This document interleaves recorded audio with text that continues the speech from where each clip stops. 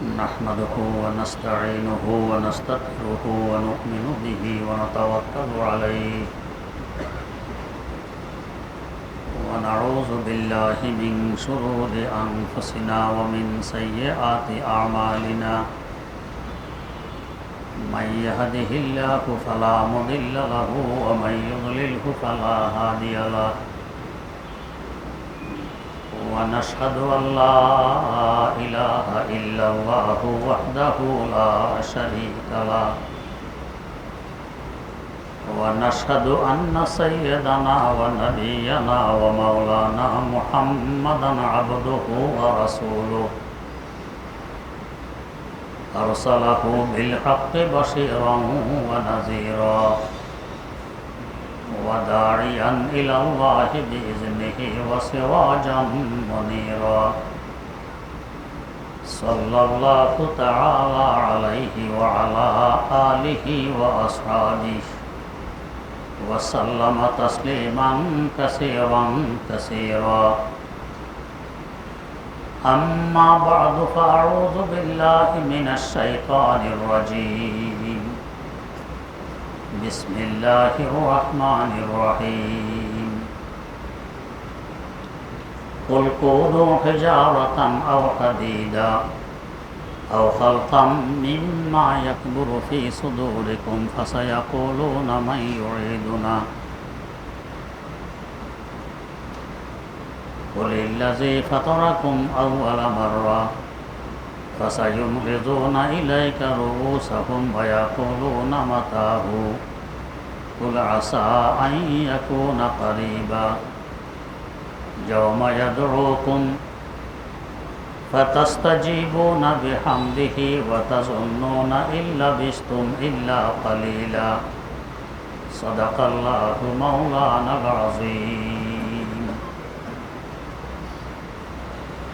سورة إسراء 51 নম্বর আয়াত থেকে তেলাওয়াত করা হয়েছে। তেলাওয়াতকৃত আয়াতে কাফের মুশরিকদের প্রশ্নের উত্তর দেয়া হচ্ছে। তাদের প্রশ্ন ছিল, মারা যাওয়ার পর আমরা অস্তিত্বহীন হয়ে পড়ব, মাটি হয়ে যাব, এখান থেকে আমাদেরকে আবার জিন্দা করা অসম্ভব।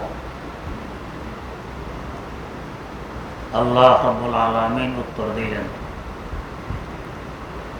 তোমাদেরকে যে আমি সৃষ্টি করেছি তখন তো তার কোনো নজির এবং দৃষ্টান্ত ছিল না। নজির এবং দৃষ্টান্ত না থাকা অবস্থা যখন সৃষ্টি করতে পারলাম, আর দৃষ্টান্ত কায়েম হওয়ার পর পুনরায় সৃষ্টি করা তো তুলনামূলক আরো সহজ, এটা পারবো না কেন? বিভিন্ন যুক্তি সামনে আসার পর দেখে যে যুক্তি খণ্ডন তো সম্ভব নয়, তো তিরস্কারের সুরতে বলে মাতাহু, তাহলে কবে আমাদেরকে জিন্দা করা হবে, অর্থাৎ কিয়ামত কবে আসবে? জিন্দাটা করা হবে কিয়ামতের দিবস। কুল আসা আন ইয়াকুনা কারীবা, ও নবী আপনি বলে দিন কিয়ামত অতি নিকটে, বেশি দূরে নয়। কিয়ামত সংঘটিত হবে, এর মধ্যে বিন্দু মাত্র সন্দেহের অবকাশ নেই।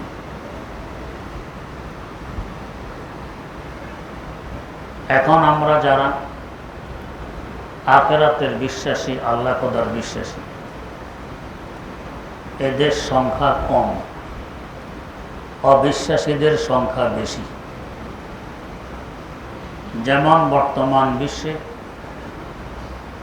প্রায় 750 কোটির মতো মানুষ বসবাস করছে, এর মধ্যে 200 কোটিরও কম মুসলমান, বাকি সব কাফের, মুশরিক, নাস্তিক, মুরতাদ, অমুসলিম। মুসলমানদের মধ্যে খাঁটি ইমানদার, আখিরাতের বিশ্বাসী, আরো অনেক কম। বংশগতভাবে মুসলমান, নামে মুসলমান, কামে মুসলমান কম। কিন্তু সাইয়্যিদানা হযরত ঈসা ইবনে মারইয়াম আলা নবিয়িনা ওয়া আলাইহিস সালাতু ওয়াস সালামের আবির্ভাবের পর তিনি পুনরায় তাশরীফ আনবেন এ ধরায়। তখন একজন মানুষও কাফের মুশরিক থাকবে না, সব আল্লাহ খোদা বিশ্বাসী, আখিরাতের বিশ্বাসী হয়ে যাবে। হাদিস শরীফে আছে, লা ইয়াবকা বাইতু মাদারিন ওয়ালা ওয়াবার, লা ইয়াবকা আলা যাহরিল আরদি বাইতু মাদারিন ওয়ালা ওয়াবার ইল্লা আদখালাহুল্লাহু কালিমাতাল ইসলাম বিইজ্জি আজিজিন ওয়া বিযুল্লি যালিম। জমিনের উপর একটি ঘরও বাকি থাকবে না, না কাঁচা না পাকা, অর্থাৎ শহর বন্দর গ্রামগঞ্জ কোথাও কোনো ঘর বাকি থাকবে না, ইল্লা আদখালাহুল্লাহুল ইসলাম, প্রত্যেক ঘরে আল্লাহ পাক ইসলাম ঢুকিয়ে দিবেন, সবাই মুসলমান হয়ে যাবে। তবে বেশ কম হবে বিইজ্জি আজিজিন ওয়া বিযুল্লি যালিম। কারো ঘরে ঢুকবে ইজ্জত সহকারে, কারো ঘরে ঢুকবে বেইজ্জত সহকারে।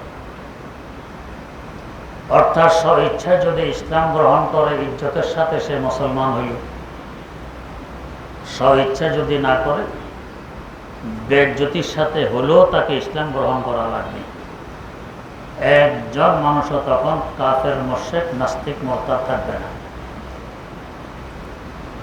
এরপর আবার আস্তে আস্তে বদ্দিনই ছড়িয়ে পড়বে, দিন থেকে মানুষ সরে যেতে থাকবে। যেতে যেতে এমন অবস্থা হবে যে একজন মানুষও মুমিন থাকবে না। যতদিন পর্যন্ত একজন হইলেও মুমিন থাকবে অতদিন কিয়ামত আসবে না। হযরত রাসূল আকরাম সাল্লাল্লাহু আলাইহি ওয়াসাল্লাম বলেন, লা তাকুমুস সাআতু হাত্তা ইয়াকুলা আল্লাহ আল্লাহ। আল্লাহ আল্লাহ বলনেওয়ালা একজন মানুষও যতদিন জিন্দা থাকবে ততদিন কিয়ামত আসবে না। বোঝা গেল কিয়ামত ঠেকাই রেখেছে কে? আল্লাহ আল্লাহ বলনেওয়ালা এই বান্দাগুলো। তো চিন্তা করুন এই একজনের মূল্য কত।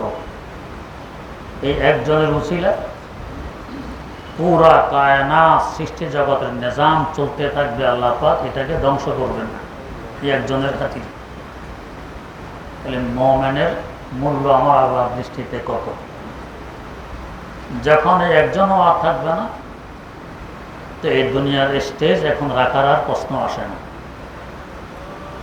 দোলা বিয়ে করতে আসবে,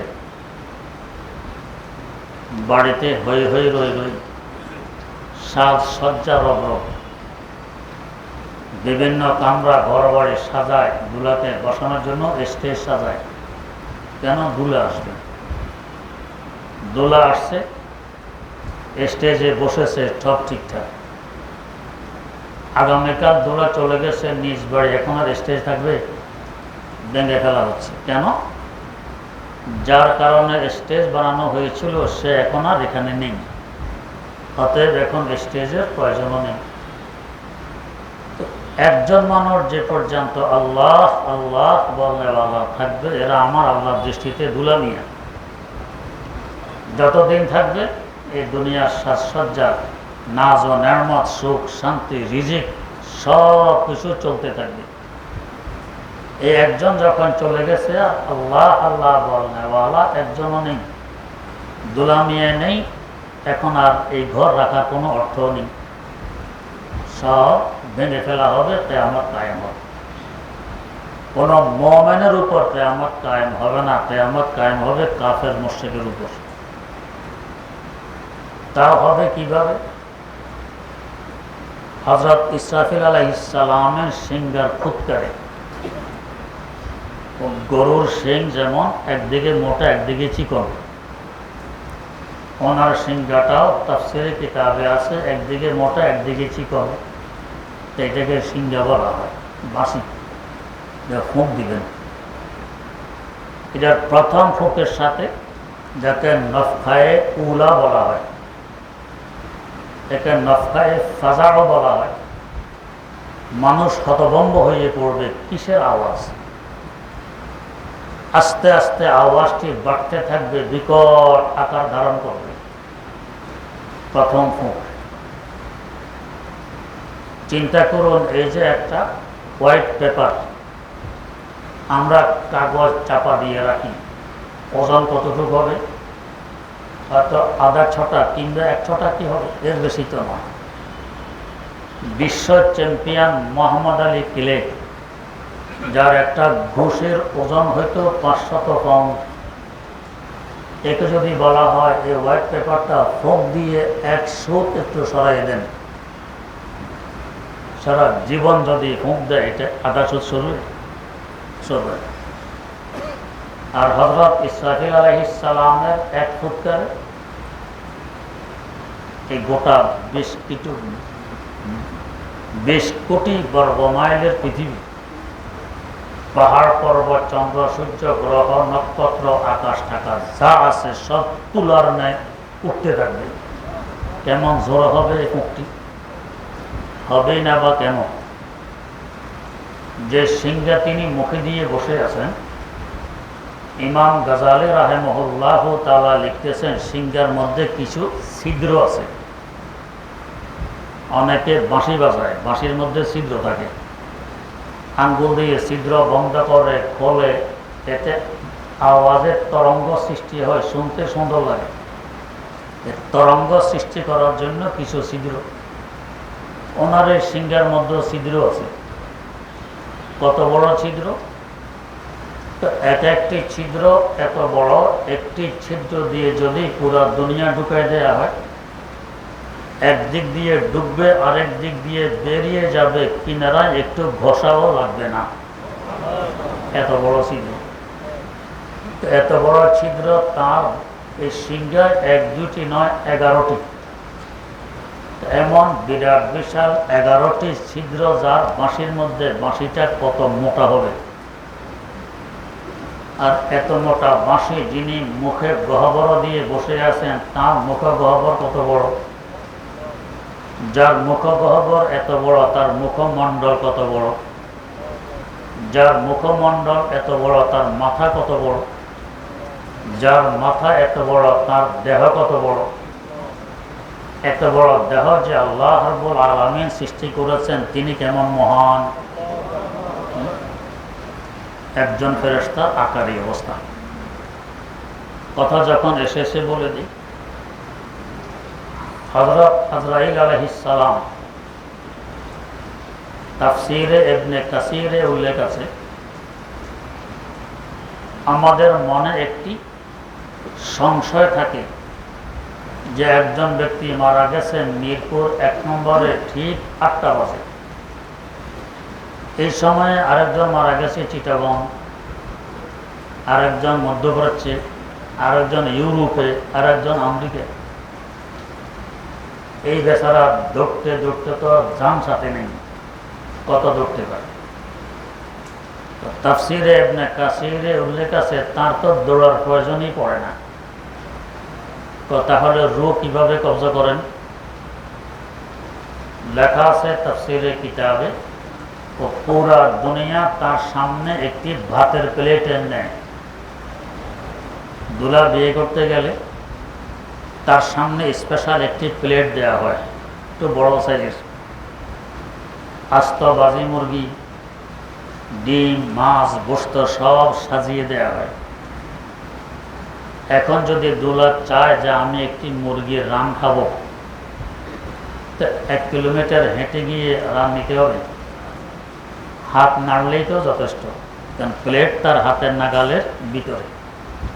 যদি দুলা চায় একটি ডিম খাবো, আধা কিলোমিটার হাঁটার পরে ডিমে লাগবে না, প্লেট হাতের নাগালের ভিতরে, হাত আরো দূরে যায়। তো গোটা দুনিয়া হযরত আজরাইল আলাইহিস সালামের সামনে বাতের প্লেটে নেয়, তার হাত আরো দূরে যায়।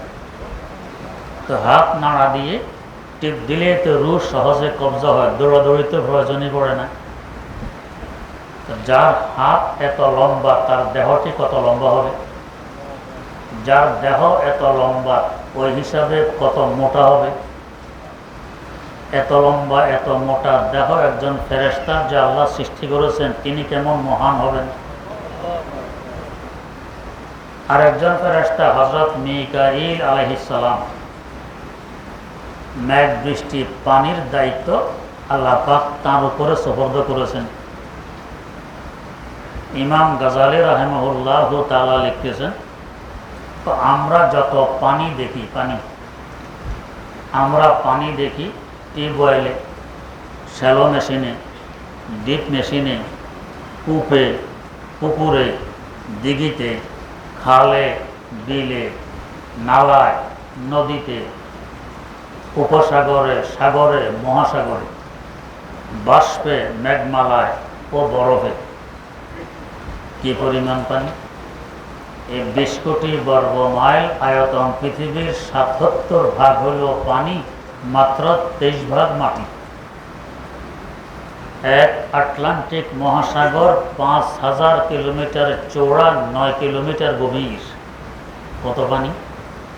প্রশান্ত মহাসাগর তো আরো চওড়া। কি পরিমাণ পানি হবে!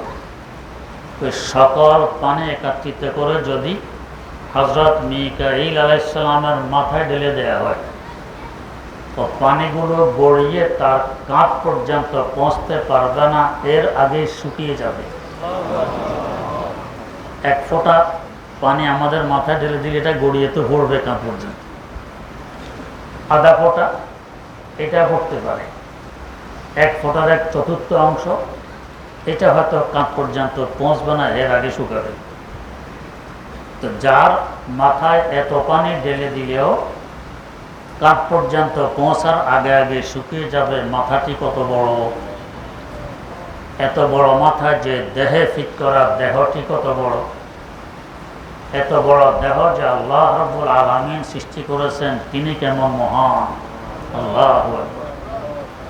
এমনি মুয়াজ্জিন বলে আল্লাহু আকবার, আল্লাহ মহান, এমনি বলে। আর একজন হযরত জিবরাইল আমিন আলাইহিস সালাম, যিনি ওহী নিয়ে আসেন নবীদের কাছে, তিনি কেমন! মুসনাদে আহমদ বিন হাম্বল, ইমাম বুখারী রাহিমাহুল্লাহু তাআলার উস্তাদ, হাম্বলী মাযহাবের প্রবর্তক, তরজমানে আহলে সুন্নাত ওয়াল জামাত, আহলে সুন্নাহ ওয়াল জামাতের মুখপাত্র, যার নজির পৃথিবী এখন পেশ করতে পারবে না। ওনার সংকলিত একটি হাদিসের কিতাব আল মুসনাদ 52 খণ্ডে ছেপেছে। বর্তমান বাজারের হাদিয়া ৮০,০০০ থেকে ১,০০,০০০ টাকা। এই কিতাবে একটি হাদিস উল্লেখ আছে, হযরত রাসূল আকরাম সাল্লাল্লাহু আলাইহি ওয়াসাল্লাম একদিন বললেন, জিবরাইল, আপনি তো মানুষের আকার আকৃতি নিয়ে আমার কাছে ওহী পৌঁছাইতে আসেন, আপনার আসল আকৃতি কেমন, আসলে কত বড়, একটু দেখতে মন চায়। তিনি বললেন, তাহলে আপনি পূর্ব আকাশের দিকে তাকিয়ে থাকুন, আমি দেখা দেওয়ার চেষ্টা করছি। এই বলে দরবারে নবুয়ত থেকে বিদায় নিলেন। রাসূল আকরাম সাল্লাল্লাহু আলাইহি ওয়াসাল্লাম পূর্ব আকাশের দিকে তাকিয়ে বসে আছেন। দেখতেছেন আকাশ থেকে কালো রঙের একটি পর্দা নিচের দিকে নামতেছে। পর্দাটি নামতে নামতে জমিনে এসে ঠেকলো, উপরের দিক খালি হলো না। এভাবে আকাশ থেকে জমিন, দক্ষিণ মেরু থেকে উত্তর মেরু, পুরা খালি জায়গাটি বরফ হয়ে গেছে এই পর্দা দ্বারা। এরপর আবার পর্দাটি সরে যায়। কিছুক্ষণের মধ্যে দেখতেছেন হযরত জিবরাইল আমিন আলাইহিস সালাম আগের আকার আকৃতিতে হুজুরের সামনে উপস্থিত। হুজুর জিজ্ঞেস করলেন, পূর্ব আকাশের দিকে তাকিয়ে থাকলে আপনাকে আসল আকারে দেখা যাবে বললেন, তাকিয়ে রইলাম, দেখা তো দিলেন না। বললেন কিছুই দেখেননি? একটি পর্দা দেখেছি মাত্র। কেমন দেখেছেন? তো দেখেছি আকাশ থেকে নিচের দিকে নেমে জমিনে এসে ঠেকেছে, উপরের দিক খালি হলো না। এভাবে আকাশ থেকে জমিন, দক্ষিণ মেরু থেকে উত্তর মেরু, পুরা খালি জায়গাটি বরফ হয়ে গেছে পর্দা দ্বারা। একটু পর আবার পর্দাটি সরে গেছে। এই তো দেখলাম, আপনাকে তো দেখলাম না। বললেন, ইয়া রাসূলুল্লাহ, এটি কোনো পর্দা ছিল না, ছিল আমি জিবরাইলের একখানা পাখা। এই একটি পাখাকে আসল আকার দিয়ে নিচে নামাইলাম, এতে আকাশ থেকে জমিন, দক্ষিণ মেরু থেকে উত্তর মেরু, পুরা খালি জায়গাটি বরফ হয়ে গেছে। আল্লাহ পাক এমন বিরাট বিশাল পাখা আমাকে দান করেছেন মোট 600 খানা। বাকি 599টি পাখা কোথায় রাখবো সেই জায়গা তো এখানে নেই। এবার চিন্তা করুন, এমন বিরাট বিশাল 600 পাখা, যার দুই পাশে হিট করা, তার দেহটি কত বড় হবে? এত বড় দেহ যে আল্লাহ রাব্বুল আলামিন সৃষ্টি করেছেন, তিনি কেমন মহান হবেন! আল্লাহু আকবার। তো যাই হোক, বলতেছিলাম, হযরত ইসরাফিল আলাইহিস সালাম সিংহে ফুঁক দিবেন। এক ফুঁকে 7 তবক জমিন ও আসমান, পাহাড়, পর্বত, গ্রহ, নক্ষত্র তুলার ন্যায় উড়ে যাবে। ফুঁকটা কেমন জোরে হবে! একজন ফেরেশতাকে যে আল্লাহ এত জোর আর শক্তি দিতে পারছেন, ওই আল্লাহর শক্তি কেমন!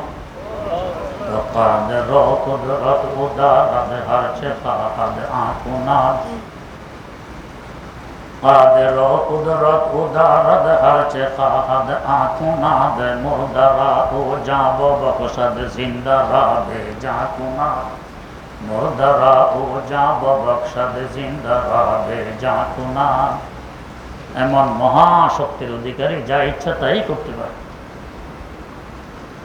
এক মুহূর্তের মধ্যে সবকিছু ধ্বংস করতে পারেন, সৃষ্টি করতে পারেন।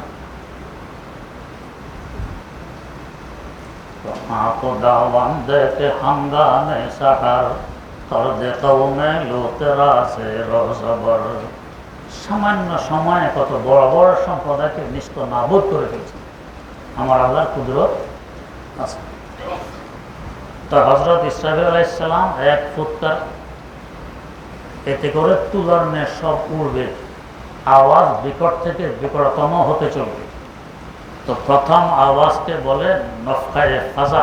ফাজা মানে ঘাবড়াহাট, মানুষ হতভম্ব, বেকুব হয়ে যাবে, কি ঘটতেছে, আওয়াজ কোত্থেকে আসতেছে। আস্তে আস্তে আওয়াজ বাড়তেছে বাড়তেছে বাড়তেছে, বাড়তে বাড়তে এই পরিমাণ বাড়বে যে আওয়াজ আর কারো সহ্যের ভিতরে থাকবে না। এতে করে সকল প্রাণী মারা যাবে। এই আওয়াজে বিকট আকার ধারণ করবে আওয়াজের। এতে বলবে নফখায়ে সড়ক, সব প্রাণী মারা যায়, সব শেষ, আর কিছু থাকবে না। আল্লাহ রাব্বুল আলামিন বলেন, কুল্লু মান আলাইহা ফান ওয়া ইয়াবকা ওয়াজহু রাব্বিকা যুল জালালি ওয়াল ইকরাম।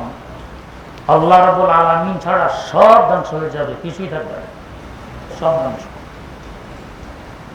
কারো অস্তিত্ব টিকে থাকবে না, সব শেষ। এটাকে কেউ কেউ নফখায়ে সানিয়াও বলে। নফখায়ে সড়কতে নফখায়ে সানিয়া, দ্বিতীয় হুক, সব মারা যাবে, কেউ থাকবে না। এটাকে বলে কিয়ামত।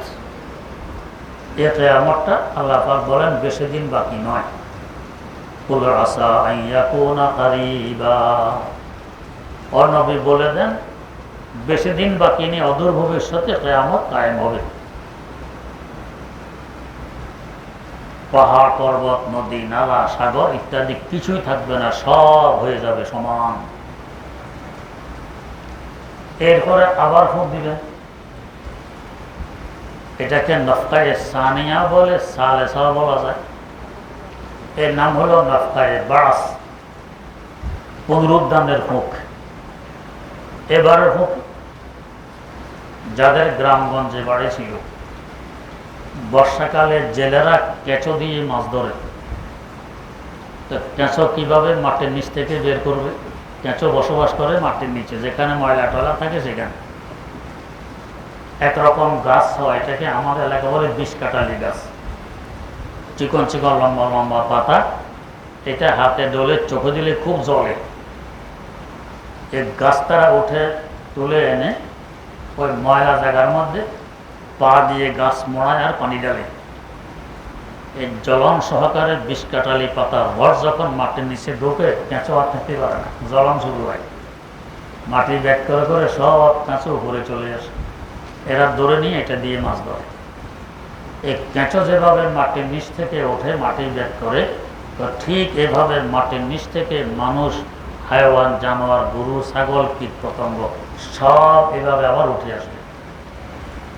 এ হলো পুনরুদ্ধান। আবার আল্লাহ পাক জিন্দা করলেন। এটা নিয়ে কাফের মুশরিকদের সংশয়, জিন্দা কিভাবে করবেন? এক ফুঁক লাগবে। হযরত ইসরাফিল আলাইহিস সালামের এক ফুঁকে সব জিন্দা হয়ে উঠবে। এখন প্রশ্ন হয় যে জিন্দা হয়ে উঠবে, এত জায়গা কোথায়? এখন তো আমরা কেউ মারা যাই, কেউ জন্ম নেই, এতে করে আমাদের জায়গা হয়, চলাফেরার সুযোগ থাকে। সব মানুষ যদি জিন্দার থেকে যেতে কেউ মারা না যেত, তাহলে চলাফেরা দূরে কথা, দাঁড়ানোর জায়গা মিলত না। তখন তো একসাথে সব মানুষ সমবেত হবে, হাইওয়ান, জানোয়ার সহ, পাকপাখালি, কীট পতঙ্গ, যত জীবজন্তু আছে সব। এত জায়গা কোথায়? ফেরেশতারা এই জমিনকে চতুর্দিক দিয়ে শিকল লাগাইয়ে টেনে কোটি গুণ বড় বানায় দিলেন, তাই জায়গা হবে। প্রশ্ন থাকে, মাটির টান দিলে তো ভাঙে। রবারের বৈশিষ্ট্য টান দিলে লম্বা হয়। টান দিলে লম্বা হওয়া তো মাটির বৈশিষ্ট্য নয়, তো ভাঙবে, লম্বা হবে কিভাবে? উত্তর তো সোজা। রবার টান দিলে যে লম্বা হয়, এই বৈশিষ্ট্য রবার মধ্যে কে দিয়েছেন? আমার আল্লাহ।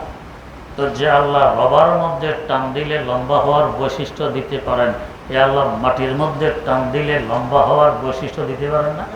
নিঃসন্দেহে পারেন। তখন মাটিকে টান দিলে এটা লম্বা হয়, সবার জায়গা হয়। এরপর দুনিয়া থাকা অবস্থায় যে জানোয়ার উপরে জুলুম করেছিল, এখন এর শক্তি বেশি, ওর শক্তি কম, দুর্বল, জুলুম করতে সুবিধা। কুকুর একটা খুব সবল আর একটা দুর্বল, কি পরিমাণ কামড়ায়! দুর্বলের দয়া মায়া বলতে কিছু নেই। শক্তিশালীরা সাধারণত জালেম হয়, দুর্বলেরা মজলুম হয়।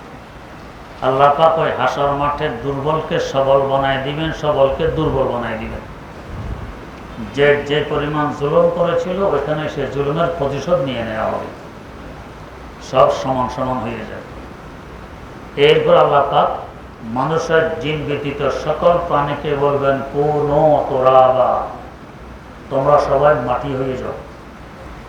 এক হুকুমে সব মাটি হয়ে যাবে। থাকবে একমাত্র মানুষ আর জিন জাতি, এদের হিসাব নিকাশ হবে, আর অন্যদের আর কোনো হিসাব নিকাশ নেই। আল্লাহ।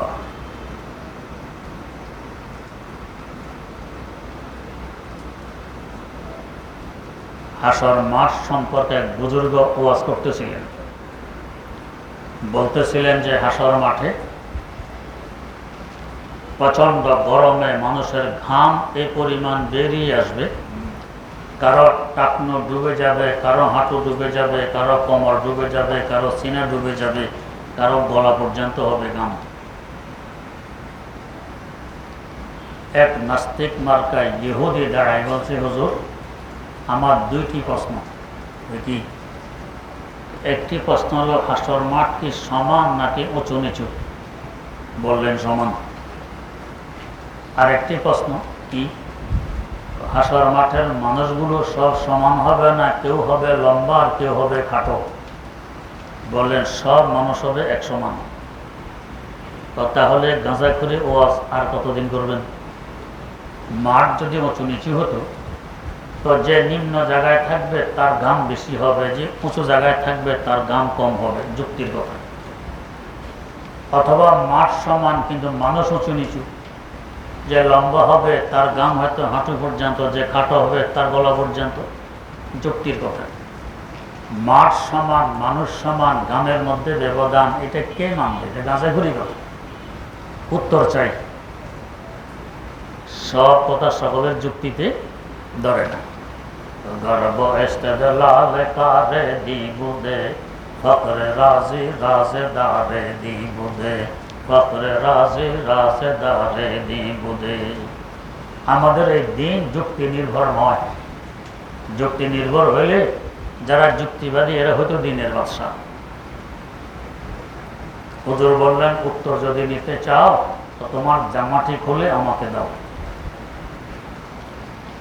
নাস্তিক মার্কা ইহুদি জামা খুলে হুজুরকে দিল। হুজুর তার সামনে তার জামাকে দলা করলেন, দলা করে তার উপরে হুজুরের রুমাল পেঁচাইলেন।